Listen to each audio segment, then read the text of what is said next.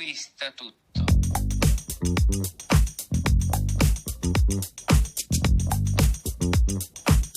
L'amore conquista tutto.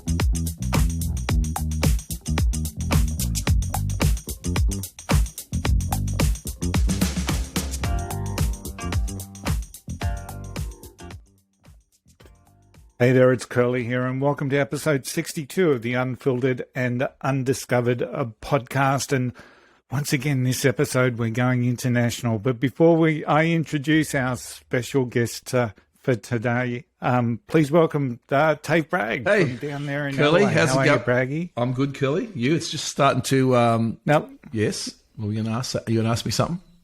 yeah, I was, because last week you said it was unseasonably warm, and then you were just saying you've got the fire on now. Yeah, it's cold now, but I've got the fire on, so I'm in this little studio, so it's nice and warm, but it's probably not cold compared to where our guest comes from in the winter. Yeah. We're not talking snow or anything.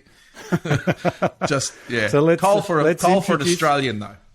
Yeah, very much so. Let's introduce our special guest. We've got Sam Urich from Detroit band Wølfdarling. Am I saying that right, Sam? Urich. Wølfdarling, yes. And Urich, yes. It's all good. Das ist Deutsch. It's a German name. They got to pass the K. Urich. Yeah. Yeah. Okay. All right. But thank you. I'm so hyped to be here with you guys. I'm really grateful. Yeah, Thank you for it's this. excellent. Now, before we get started with talking to Sam about some of the songs that he's put out, let's have a quick chat about a band that's also from Queensland, also coming on the show in the not too near future. You may have heard me in the last couple of episodes talking about Luke from Maryborough. Yes. The band is actually called Ruination, and they have now got their first EP out there on Spotify. I've got about a 30-second snippet from one of their songs. This is a song called... And when are these guys coming on, Curly? I think we're planned for the 26th Okay. at this stage, but it might be a bit later. So, and these guys are playing, I guess, music from a regional country town here in Queensland that I think you'll be surprised with. So this is the song. It's called Fading to Grey. Tiny ray of hope, a simple delight. How many times I've passed on by. So we are lost and waiting, while I'll never find that again. And it's lost on me for all to see. And the ending day is colors fade into gray.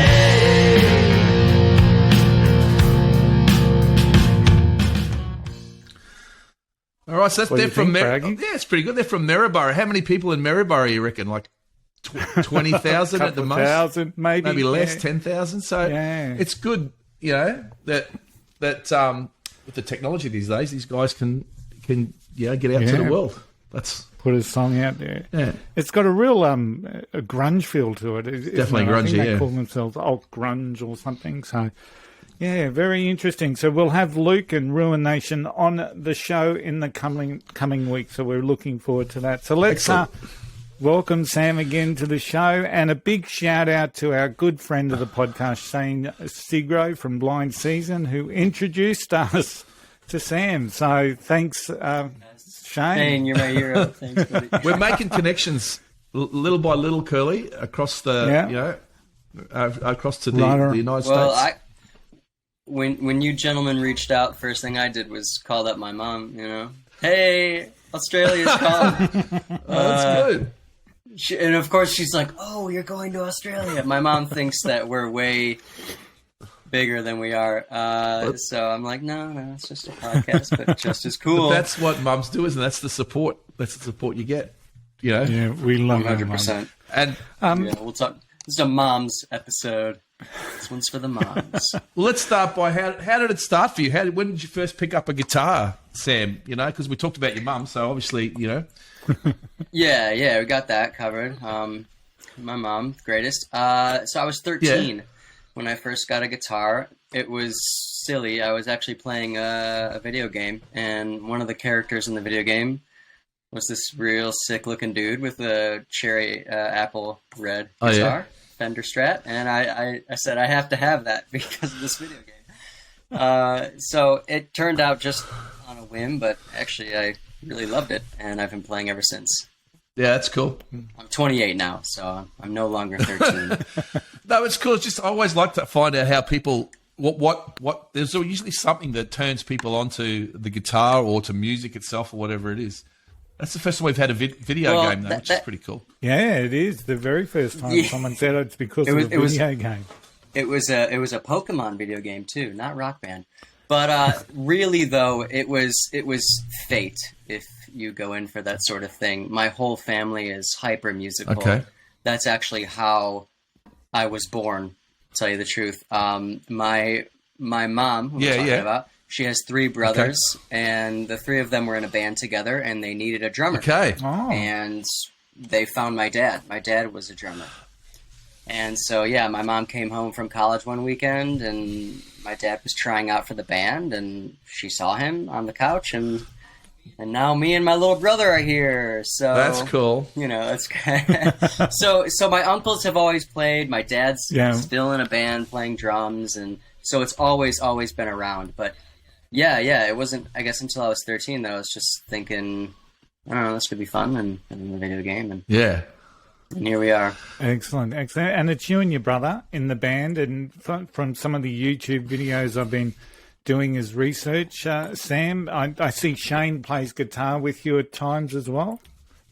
Yes, and we are very grateful for that. He's a great guitarist, and I've got my little brother on the bass, and then my high school friend on the drums still. So just the 3.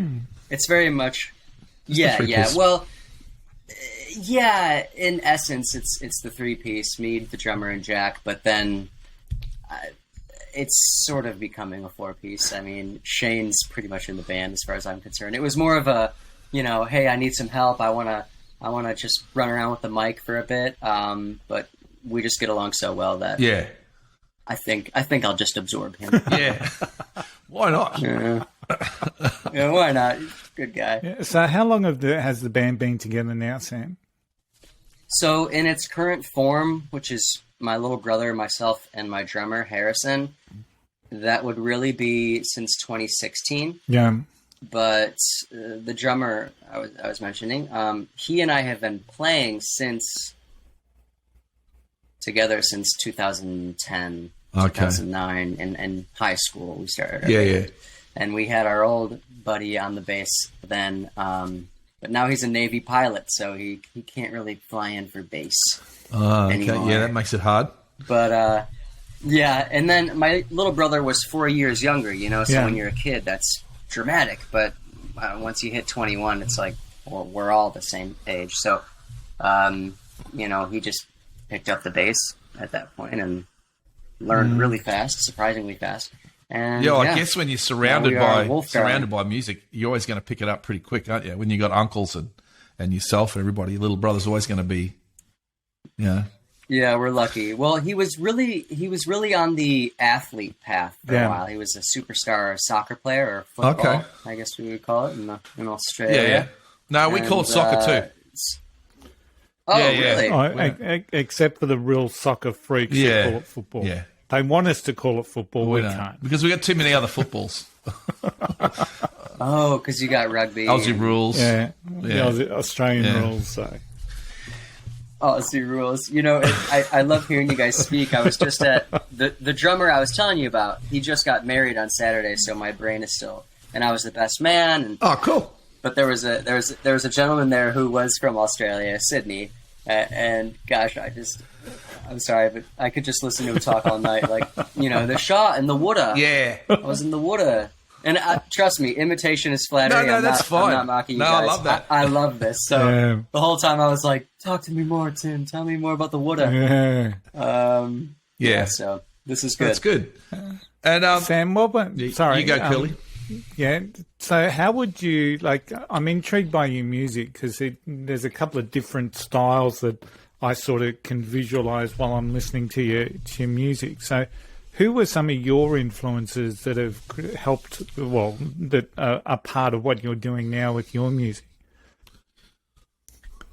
Yeah, it would really have to be the music I grew up with as a kid, which was basically everything that my dad downloaded on the iPod that I was using. Yeah. Because I didn't have my own sound library, he did. And so I had a lot of like the old ones. I'm sorry, I don't mean to say old, but like, you know, I had like Aerosmith, and those kind of cats, and then even like British Invasion and Gary and the Pacemakers and these kind of chaps, and then like the more modern early 2000s stuff like Jimmy Eat World, Keen. Yeah, that's where I hear when I hear you guys. Yeah. Yeah, those guys were huge for me. Nirvana only in the essence of Kurt's like passion when he sings. Like, yeah, when I get on stage, I really seek to just leave blood on the floor. You know what I mean? That's my whole thing. And when I was a kid and I heard his songs, I was like, oh my God, I just feel him like wailing through the speakers. And then, you know, some emo kids like My Chemical Romance. And yeah, that's what I was going to say. But your voice, I don't know if you know, talking of like the grunge era, in Australia we had a band called Silverchair. I don't know if you heard of Silverchair. Yes. Yeah, yes, and your voice is very much like Daniel John's, and I just noticed a lot of the songs. Yeah, I think so. When he sings quieter, Thank you, man. and his melodic sense too. You go to the falsetto a fair bit in the things in some of your songs as well. It just reminds me. That's cool. Man. Yeah. Yeah. Oh, I dig take that? No, they're fantastic. Okay, that's like the Aussie viewpoint. I'm gonna sleep good tonight. But yeah, I was gonna definitely say emo, especially a lot of your lyrics too. I get a sense of a lot of emo. There's a lot of. I mean, we can talk about it a lot after we listen to a couple of songs, but you got a lot of animals. You reference a lot of animals in there, even obviously the name of the band, which I really like as well. And I noticed you had to put the little thing through the O because there's someone else that's got some other channel that says Wølfdarling. But I like that; it's cool. Thank you, man. Yeah, it was just for aesthetic. I don't need you to pronounce it. No. Whatever that O sound makes. No, but it gives it that gothic sort of thing as well. You know, yeah, when you think of the wolf and you got a German last name. That's what I think of when I think of the wolf. You know. That's exactly what I'm going for. Okay, I'm on board. All right, so let's listen to the first song. It's called "Send the Sun My Way," and after the song, I'm really keen to understand where it came from. So let's put it on and.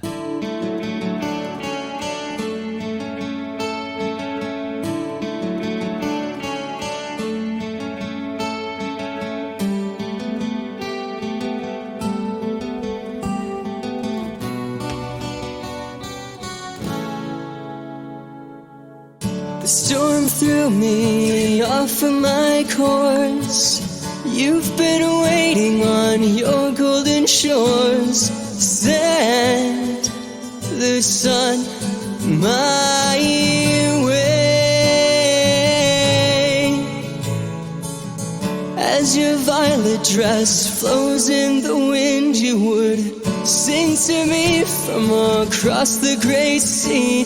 You send the sun my way. You send the sun my way.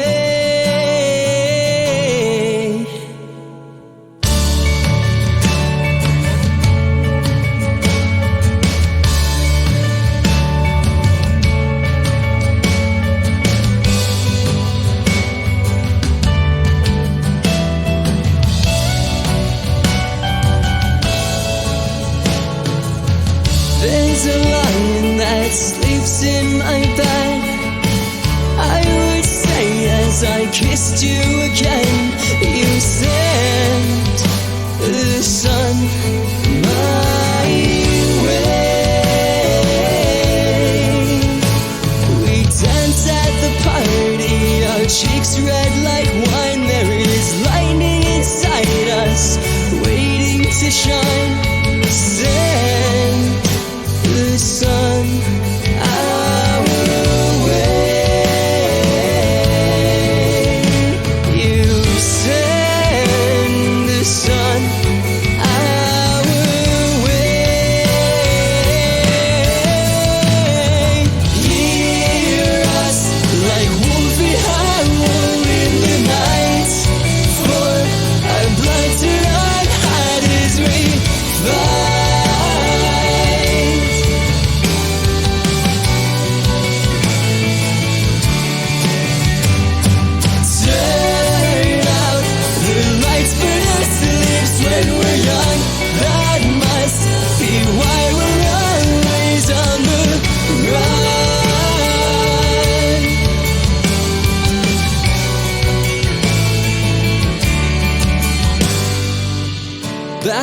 trees were as tall as the sky. We would climb to the top, our arms open wide and shout.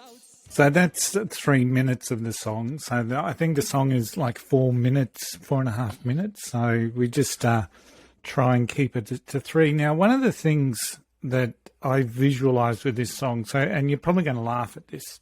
I love it. I love it when you do this, Billy. I think this song's really sublime, and it's got a lot of space and melody as it builds, and then it drops back down. And I sort of see that on a stage a la Jesus Christ Superstar somewhere. You know, it's just got that sort of depth to the song. So I'm really keen to understand where it came from, where that song came from. Heck yeah. Well, thank you. Yeah, well, that song, I originally started writing it when I was still in high school. You know, some of the songs have taken actually years to write. I'll start, and then the inspiration to finish it will come at, you know, some other time. Or I'll write it in a day. Yeah, I know. You guys know how it is. But this one, it really was sparked by, honestly, my first mental collapse, you could say. In high school, I experienced my first bout of severe depression, mental illness, you could say. And yet I am a hopeless optimist. I always will be. And so the song was really like, hey, I'm really suffering right now. I'm really hurting, but send me some sunshine. I still know that the sun will rise, and maybe this song will make it come a little quicker. So yeah, it's really from a dark place, but it's meant to inspire light and hope. We talk about, Curly and I talk about a lot, and we've actually had someone on here who uses music to help people with like mental illness. My daughter suffers from depression as well. She's an artist, and just like you just said then, where you got hope in your song. A lot of her paintings are really bright colours, you know. So even though she's down, what the art that comes out is not that dark. If you understand what I'm trying to say. Dark thoughts in bright colors. There's a line for you. Dark thoughts in bright colors. But it's true. It really is true. I mean, sometimes, you know, dark is just a descriptor. I mean, really, the well, when you go really, really low, and I'm sure your daughter can understand this too, is there's real beauty in there. I know that sounds a little bit emo, and maybe it is, but I'm just saying, sometimes you look at things differently. But for me, more than anything, in the entire mission with Wølfdarling, is to instill this hope, instill this love, choose kindness over wrath or anger. I mean, you may notice if you listen to more of my songs, I'm not angry. No. Like for example, I don't mean to choose this band, but I really like Bring Me the Horizon. I think they're really cool, but I can never get fully on board because they're so angry. He's always angry. Yeah. You know, I hope you choke. I'm over here like, I would never ask that. You know, I'm not angry at anyone. I'm really it's just the battle in here for me. So I hope to at least allow these songs to be a space for people to look inwards, not necessarily fighting outwards, but to look inwards with kindness and sunlight. And isn't it great that you, being a muso, you have that to fall onto, that the music when you are in those times, you know? I'm very fortunate. I'm truly, truly grateful. It's great. And I just listened to that. There's some really good harmonies in that. So is that just you double tracking yourself, or is that your brother? Because singing in harmonies with you? So on that recording, it is me. Yes, it's all me. But live, my brother does. When siblings harmonise, it's hard to tell. You know, if it's double tracked or it's the two, because their voices sound the same. So that's what I was wondering. But I love that. It's a good song. No, I'm lucky. Yeah, to have my own little built-in harmonizer. I'm sure he'd be loved to be called that. Yeah. That's cool. Curly, you got any questions? Yeah, I just pretty much what you've just been talking about. I guess there's a lot of your personal experience in the songs, and especially, I guess it is for most songwriters in many ways. And having your own battles within yourself along the journey, the role that music's played for you all the time. Have you always written songs? Have you always put it down into music, or how was it? How did you deal with it if it wasn't the musical aspect? Well, I'm very fortunate to have friends and family Yeah. that have always been very kind and supportive. That's huge. Yeah. Both my parents and then my siblings and my friends have always been really cool. Not everyone can understand. Yeah. Mental illness is a hyper complex phenomena, but at least I've been around enough people who've given me space. So having them as support has been phenomenal. But also, I also write poetry. I write short fiction. Yeah. I'm a creative writing major at university. So if I'm not writing songs, maybe I'll write a story. Yeah. Maybe I'll write some poetry. I'm actually right now compiling like a large series of poems that sort of tell one expansive tale. Okay. Yeah. It's what I've been working on. So yeah, I really love art in all forms. I don't want to be strictly just auditory. I want to be, I love photography. Not that I do it, but I like working with photographers. I love working with artists because I like everything being as visual as it is. Yeah.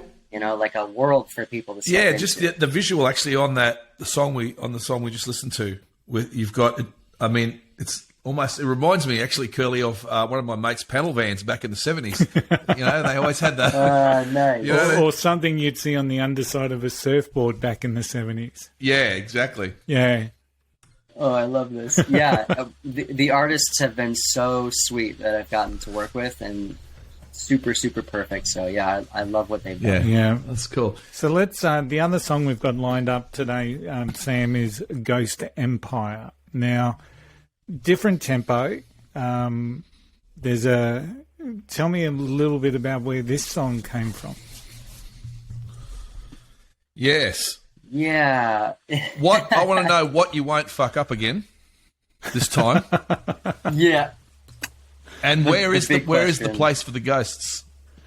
Is that tell us? Coming out with the heavy hitters. Well, I will say about this song, Ghost Empire. Ghost Empire was written later into my journey, where I was really physically sick at this point. I've really gone through it. At the end of my high school career, I developed a severe gastrointestinal illness and had to be hospitalized. But before, I was sent to the hospital, I was dropping weight really fast. I was really sick. I was really dying essentially, but not necessarily knowing how to fix it. So I started writing Ghost Empire a little bit out of rage towards my illness. And like, why me? Why you do? Why is this happening to me? Well, more so just to be angry. I've always had this really strange acceptance. So no, getting sick is the worst thing in the world, but I've more been like, I'm sick. This is just what happened. I mean, there's a billion, trillion, gajillion things that are happening all the time at once, and this is just what happened to me. I was just angry that no one was able to figure out how to fix it at first, and I was also a little bummed out because my girlfriend and I at the time, we were really, really close. The illness was super stressful on her. But I just feel like she and I could have navigated it a bit better. I was really sick and not like in a good space. And I do I do sometimes wish that she and I were a little bit older, a little more mature. Okay. But nevertheless, the song does have a little bit of that anger in it, and yeah, you'll hear lyrics like "These kids want to fight, but I'm too cold. I'm too cold. Turn out the lights. I'm not in the mood." That's all pertaining to my body was physically cold because my circulation was just so poor. Instead of going out with my friends at night, now I wanted to just stay inside and rest and sleep. So I know this is such a bloody sad. No, look, you know what? It's really good to. The song sounds more fun. Yeah, but it's really good. One thing Curly and I always love. I mean, I like to focus on the words a lot, and I know when I mean, I've been lucky enough to put out a couple of little albums and things, but I always want to put the words there because I just feel it's so essential. And you being a creative writer, you must think the same. It's an essential part of the whole thing. And if you can't, I just love it when we understand a little bit more about what the song's about. It gives it a whole new feeling for you. 100%. Thank you. So Well, again, just like you gentlemen mentioned earlier, it was an outlet for me in a time of need. Okay. So let's put it on. Dreaming of you, it was a joke, it was a joke. I slept in your branches until they broke, until they broke. This will not kill me, but it will leave a scar. I can still feel the squeeze of your hands on my heart.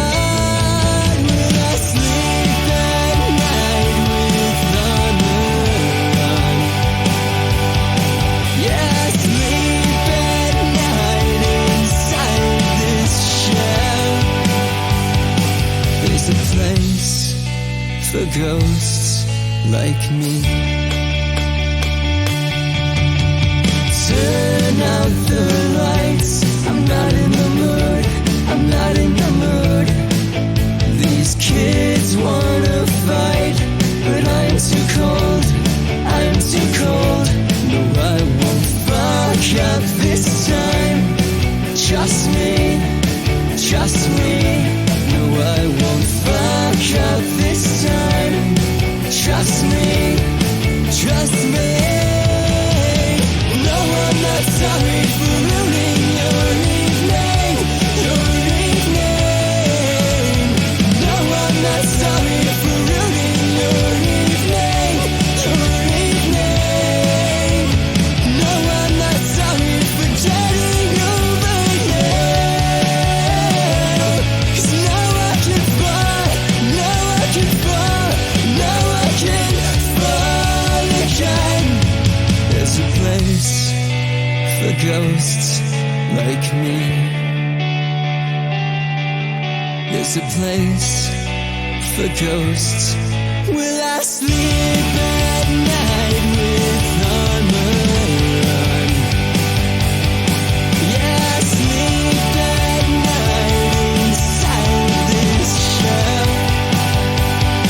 Will I sleep at night with armor on? Will I sleep at night inside this shell? No, I'm not sorry for ruining your evening, your evening. No, I'm not sorry for ruining your evening, your evening. I know there's a place for ghosts like me. I know there's a place for ghosts like me.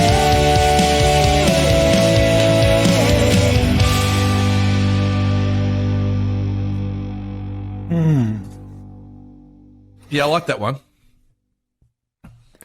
Thank you. Yeah, it's it comes into knowing about the song. It makes it even more pertinent, I guess. But it's almost like a celebration there at the end. You know that there's a place for ghosts like me, and it's just like the music's up. It's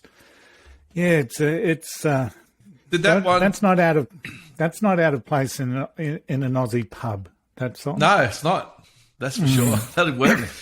Well, then I've succeeded. I've done everything I want to do in life. Did you write that one quick, or did that one take a while? No, that one was quicker. It's just interesting what you said before. I've just been thinking about how you said you started this song, in high school, and then you it's been left, and then you finish it off. That's really interesting, because if you start a song with an idea, you write lyrics down, and then you leave it for a while. If it's a couple of years, you grow older, other things happen, and so when you look back at that, you look back at it at a different perspective, which is, I just think that's really interesting. Writing songs, you know what I'm trying to say? Absolutely, I hear you 100%. I didn't have. You could say that I finished the song when I first wrote it, but I revised. You got had more to say on the matter years later. Yeah. I found the words. Yeah. Right. Sometimes you're just young. I mean, really, like I was saying earlier, and me and my girlfriend, and everything. I mean, we were just kids. I was just a kid. So I had to keep growing. I had to keep learning. I went out back and forth. Sometimes when you're young, those original spark ideas sometimes they're the best. Because you're so innocent and you haven't. You're just starting out songwriting. You've got no, I don't know the word I'm trying to find. You might write something and go, oh no, that's been done before. But when you're young, when you first start it, it just comes out, and then. Oh yeah. Like you're totally untrained. Yeah. And yeah, no, I'm with you. I will always try my best to maintain that sort of naivete, innocence. That's hard. But no, to answer, trust me. But to answer your question earlier, you asked about where is this place? Oh, yeah. Let's go. And I really just want to say, we make this place. Like that was me saying at that time, I know there's a place. Yeah.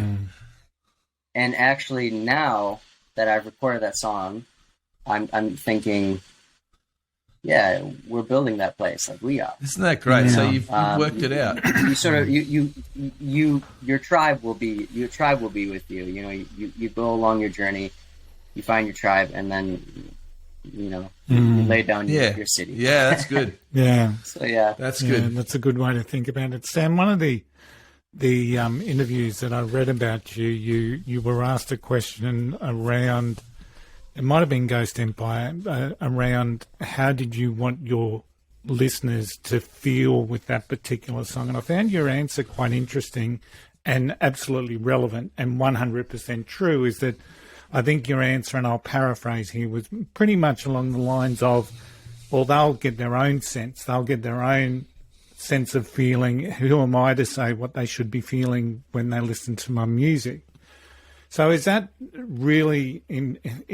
part of your process of putting out music? You're doing it for you, and then your followers and your listeners will pick up what they need at that particular time? Yeah, you said it. Absolutely. I think that's what every artist tries to do, isn't it? You write about what you think, and then someone's always going to interpret it different, aren't they? Yeah.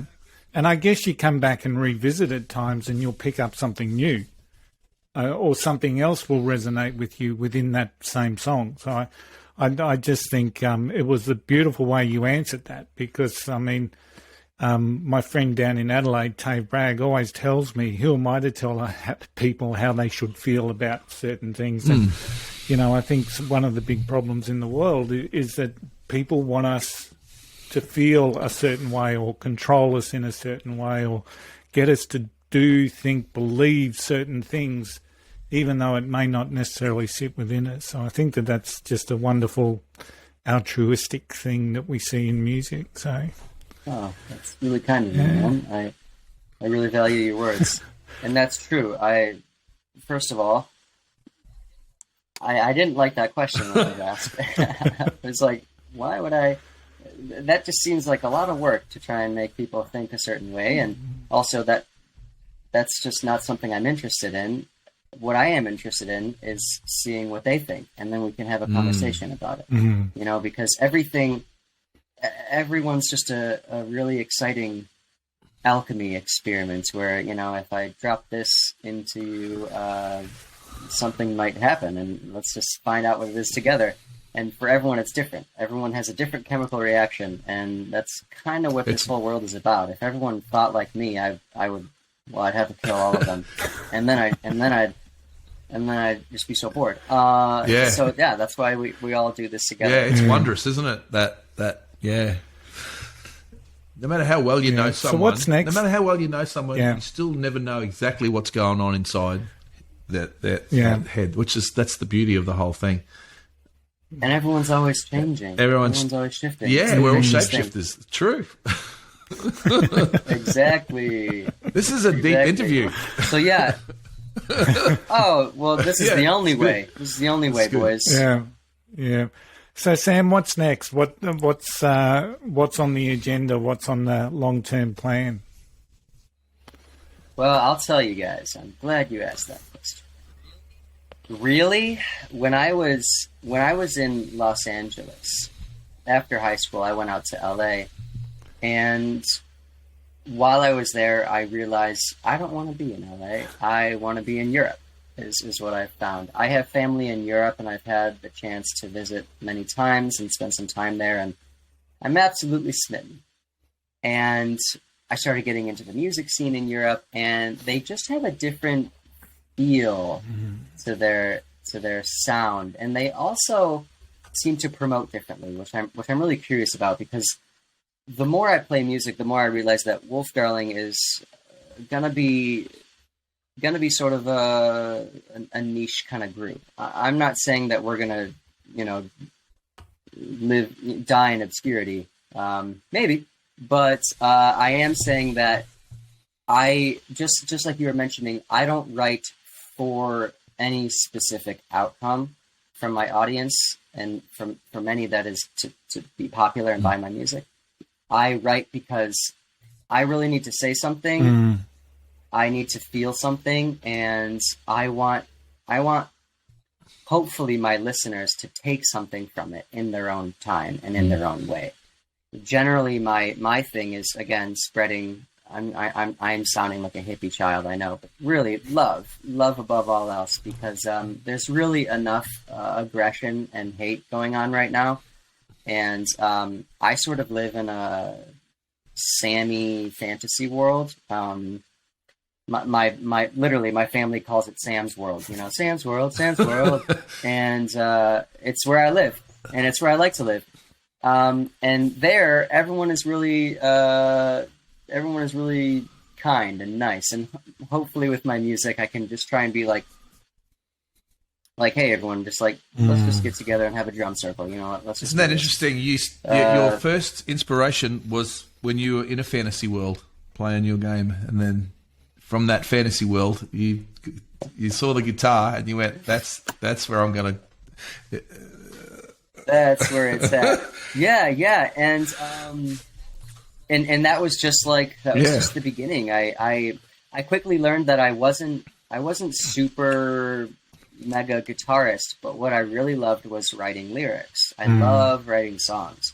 So by the time I was 14, old enough to have my heart properly broken, I was writing my first song, right? So ever since then, I've really loved the writing, and I really love how you gentlemen say, you know, we pay attention to the lyrics, because I'm infatuated. Me too. With lyrics. It's poetry. It's verse. I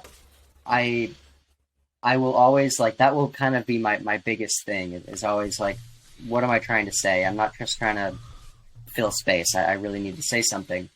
So yeah. To your earlier question, my hope is that we'll relocate Wølfdarling to Europe and see what the scene is like over there. But in the more immediate space, and I'm just kind of letting you guys in on this because you guys are really cool cats. I'm currently working. You. It's good when we're all I'm currently working on a. Oh yeah, absolutely. I'm currently working on a. Film adaptation of Wølfdarling. Now I know this sounds really strange, but I've long had this dream of blending my music with a visual experience, kind of like we touched on earlier. And you could think of it like a music video, but it'd be more like a musical. Now, isn't that? Yes. Yeah, go on. Well, yeah, it's going to be film, and it's not going to be like a story and then we break out into song musical per se, but more like a story is occurring and I'm going to write the entire soundtrack to it. The music of Wølfdarling, like an entire album, like Pink Side of the Moon style, where it's just start to end, kind of just like one massive, cacophony of sounds. And then I want to create a story on top of that. So I want to build an actual world for people to step into and be like, okay, this is Wølfdarling. So that's my project right now. I'm writing. I'm looking for funding, which isn't very easy. But yeah, we'll get there. Well, Tony's already compared one of the songs to Jesus Christ Superstar. So Jesus Christ Superstar. Yeah. One of the nearly there. I don't know much about this particular person, but when I was listening to Send the Sun My Way, I kept thinking Gilbert and Sullivan. So I don't know what sort of music they are, but that's the sort of sense that I had, that it needs to be on a stage, and you can almost visualise the story in that song happening while the song's happening. Gilbert and Sullivan is old school musical, Tony. Yeah. That's like Mary Poppins and stuff like that. Oh, truly. Oh, well. So, maybe that's Rodgers and that'll be Hammerstein. awesome, and maybe that can happen over in Europe. We know that we had a guest from Spain just recently, and we know the Europe market is different. Very passionate. Yeah. Very passionate about their music. More welcoming in some ways. Well, it's a massive melting pot as well. Yeah. I'm just exactly, guys. I'm just noticing more sound is given space to breathe in Europe. I feel like in the United States, and I'm not going to speak for everything. I don't want to generalize, but there is a feeling that there is this particular sound, and then all other sounds that aren't exactly like that you hear on the radio they're all indie. They're all obscure. They're all just kind of like off on the periphery. But in Europe, I feel like there's a major folk movement. There's always the electronic music scene. Obviously, it wouldn't be Europe without house music. And there's space for everything. Massive metal scene as well. You get to the colder climes up there. The further north you go, the more heavy they get. It seems to be. The Vikings. That's funny. That's where I was originally planning to be. It's probably going to be Germany or the Scandinavian realm. But you talk about. I'm trying to get a picture of what you're trying to do here with your Wølfdarling musical or whatever it is. But if you listen, I love listening to some of the Vikings and some of the those epic tales. The old tales of the Vikings. Sagas. That's the word I'm looking for. Yeah, I picture that. Do you really? Well, I think that's what you're going for, isn't it? That sort of thing. Yeah, 100%, 100,000,000%. Okay. Which is speaking of, if you gentlemen have the chance to see Northman, the soundtrack, the score to that movie by I haven't watched it yet. Gainsborough was just... I'm a big Vikings fan, though. The Vikings series. So I watched all that. It is. It's remarkable. You got to take a look. I mean, just for it's pretty violent, and I don't get that from your music. Yeah, no, we're not cutting anyone's heads off in my music. Yeah, okay, that's cool. We'll look forward to that, and we'll keep you accountable for that. So when it comes out, you've got to come back on the podcast, because that'll be something that not too many people are doing at the moment. You'd agree, Braggy, that whole concept album, for want of another word, has sort of gone the way. We talked about that because of the way music's listened to now, and it's just downloaded one song at a time, and people put up a single and a single and a single, and we talked about it when we did the album show a couple of weeks ago. For me, the greatest art is the thing, the whole thing, the album itself, everything. I just want to see more of that. Yeah, I mean, Beyonce did it with Lemonade. People are doing it, at dropping things out like that are one whole where the biggest thing is the whole thing, not just a hit single off it.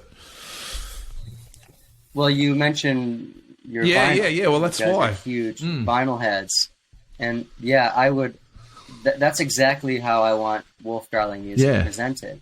Obviously, sadly, I've only had enough money for these several singles. Yeah. Everyone has to do it like that. Can't make that massive album. But once we sort of find our footing, the vinyl is the way to go. I just love that because it's like an event. Yeah, it's got to start. I mean, you really sit down and listen. And then it gets to the end of side one, and you need something on that last song to make you go, oh, like the end of a chapter or the end of, and then you turn the vinyl over, and then here we go. Now I see where we're going, and you go through the second act. 100%. Although the album I have yes. for the 7-inch thing or our vinyl this time is not a concept album, that's for sure. But anyway. All right. So Sam, just bear with us. We will do our quick little vinyl thing. We've been going for just over 46 minutes. So it's been awesome speaking with you and getting to understand a little bit more about your journey and the songs. And we certainly look forward, as I'm sure our listeners and our viewers will, with what you've got coming up. I think you'll be someone to watch. And the only proviso that we want is if you do happen to just be huge and make it, you've still got to come on the podcast with these two dickheads from Australia. So. No. Trust me, you have me. I'm with you guys. You guys are brilliant. All righty. So, Braggy, I'll go first, seeing you've got something that's a little bit different. So, I've gone back to the 80s. And what do you mean you've gone back to the 80s? You have never left the 80s, Tony. I've never left this is the Scientists. So this was a band out of Perth. Kim Salmon vocals. They moved to Sydney. So this is their, I guess it was like the gothic sort of an anthem, swampy album. It's called Swampland. Who else was in that? They went on to do something else, someone in there, didn't they? Yeah, there was Tony Thulis was guitar, Boris Sujukic was bass, Brett Brixton was drums. So that was the band. I think that would have been about 84, 85. It doesn't have a date on it. I'll just double check and make sure I'm right. No, once again, the independent, so they didn't put the date on it. They wanted it to be timeless. So. But yeah, that's a classic song from the Australian underground, Swampland. I'm going all the way back to 1969. I've got a 12-inch, and it's a band from Detroit. Yeah. I picked it because I thought, well, let's find someone from Detroit. I know Detroit's famous for Motown, but not a lot of the people actually and grunge. It's there was that 60s garage. It's sound. probably the birth of punk, really. I mean, MC5. Yeah. I don't have an and the Stooges, Iggy Pop and Stooges come in Detroit. But this is a band that's more of a progressive rock and roll band. Grand Funk Railroad, or Grand Funk. That's their first lineup. Is that better? Yeah. This is from 1969, this album. Check those boys out. And they had a whole bunch of different lineups. I think this guy was always in the band, but then they end up having Carmine Appice or Carmine Appice on drums. That's the drummer now. I think they changed. They're really cool. Listen to it. It's really American. They actually had a song called We're an American Band. So it's very, very American music. Not European, Sam. But, yeah. It's a cool little part of history. Sam, were you influenced by anyone in the Detroit music scene? And like as Braggy was saying, it's this real kaleidoscope. And, I guess most cities have a range of music, but there was a lot of famous entities coming out of Detroit in different genres. So were you influenced by that, or was that part of your journey as well? I can't say any particular act is massively inspirational for me from Detroit, but this is a music city, and it still is to this day. And again, lots of things happened here, including the electronic underground, which is still huge here. So we're constantly. And did your dad did he play original stuff, or was he just like a cover band? Or No. He Okay. played original. Yeah, he was a singer. He still is a singer Cool. and a drummer. Yeah. Okay.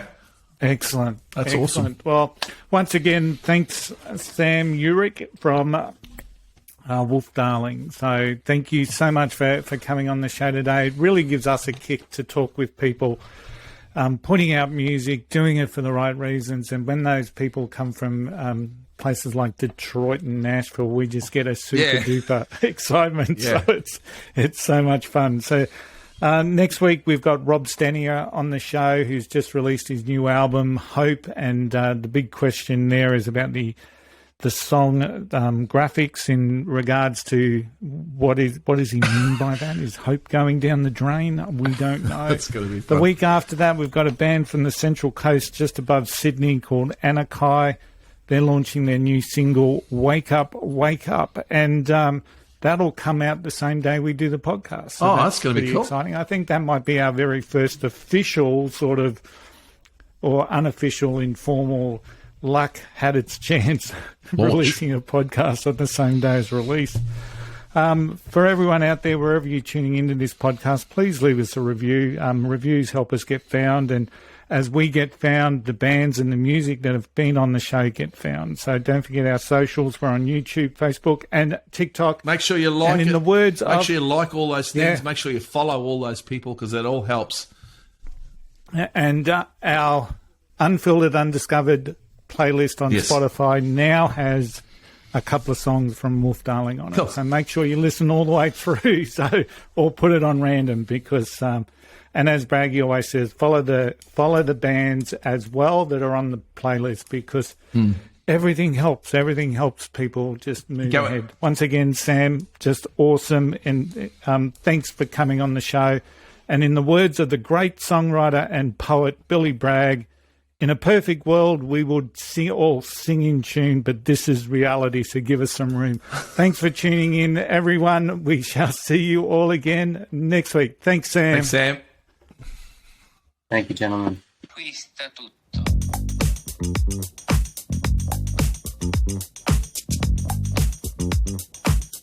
L'amore conquista tutto.